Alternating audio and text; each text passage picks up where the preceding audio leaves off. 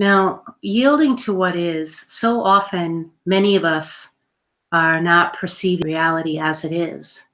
And what gets in the way of that is our conditioned thinking and believing thought, and then following that into some kind of a dream state where we're overlaying on top of reality something from our past, and we're clouding perception.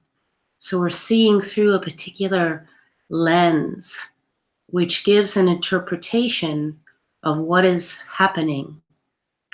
And then from that can come all sorts of projections, ways in which we treat ourselves, because your thought patterns will immediately be absorbed into the body, and the body will create a certain type of feeling or emotional reaction.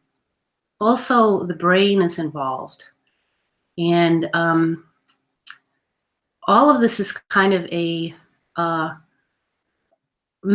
sometimes many steps removed from what is actually happening.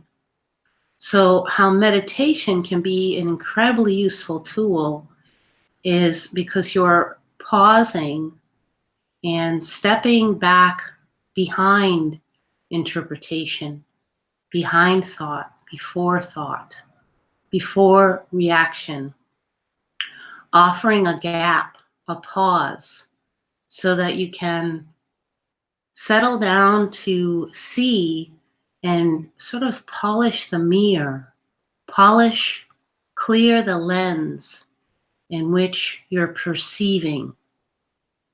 You know, we all know that the mind is a distorter. You know, it distorts reality.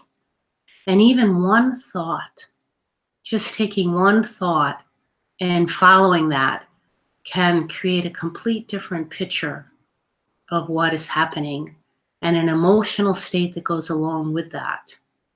And, you know, then suffering. And I think that all of humanity is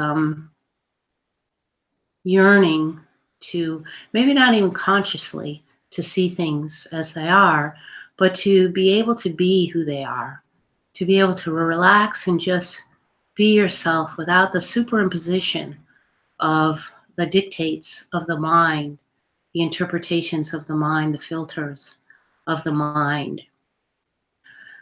So what I'm going to introduce to you today, which I find incredibly valuable, and it's not even an introduction because it's how I guide meditations all the time anyway, but is very much a yin approach to meditation.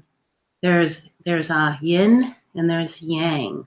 They are complementary. Now, one is not better than the other. With a yang approach, there's more inquiry, more of a engaged kind of questioning, which can be extremely useful.